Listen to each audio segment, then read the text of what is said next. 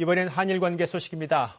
오늘 결국 일본 정부가 강행했습니다. 우리나라를 백색 국가에서 제외하는 조치를 오늘부터 시행에 옮겨서 우리 경제의 불확실성이 커졌습니다.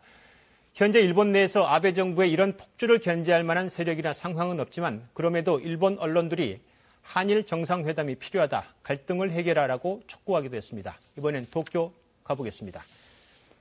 네, 이민영 특파원, 결국 우리를 제외했습니다. 일본 정부 오늘 어떤 입장을 냈나요? 네, 기존 입장을 또 되풀이했습니다.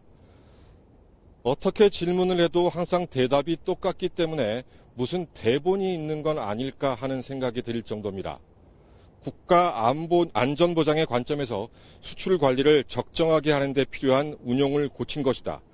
일본 정부 대변인인 스가 관방장관이 오늘 브리핑에서 한 말입니다. 강제징용 배상 판결에 대한 대항 조치가 아니라는 주장인데요. 그래놓고는 바로 또 이런 말도 했습니다. 들어보시죠.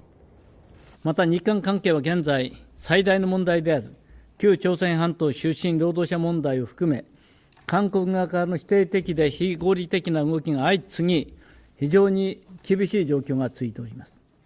스스로의 주장을 뒤집는 이율 배반적인 얘기를 또 되풀이하고 있는 겁니다. 네, 그런데 일본 언론들이 한일 정상회담을 촉구했다고요. 아무래도 지금의 사태가 두 나라 모두에게 피해가 된다는 그런 인식이 깔려 있겠죠.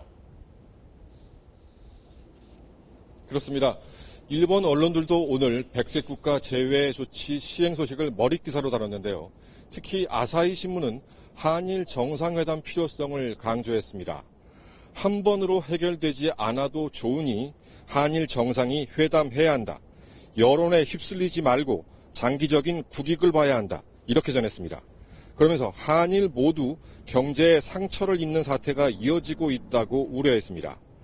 마이니치 신문은 한국이 경제와 안보 분야에서 탈일본을 진행 중인데 일본이 한국의 대화 요청에 반응하지 않으면 한국은 단번에 구조 개혁을 할 거라고 지적했습니다. 네, 그런데 다소 이색적 상황이 지금 벌어지는 것 같습니다. 세계 청소년 야구 선수권 대회가 모레 부산에서 열리는데 여기 참가한 일본 대표팀이 일장기가 없는 옷을 입었다고요. 이건 또 어떻게 봐야 합니까? 네, 일본 고교야구연맹 관계자는 한국의 국민 감정을 배려한 조치다 이렇게 말을 했고요. 스가 관방장관은 관련 질문에 정부 간 관계는 곤란해도 민간 분야와 스포츠 교류는 앞으로도 계속해 나갈 생각에 변함이 없다는 말로 답했습니다. 정부 간 갈등과 민간 교류는 구분하겠다는 건데요. 갈등을 일으킨 쪽에서 이런 발언을 하는 데에는 물론 속내가 따로 있겠죠.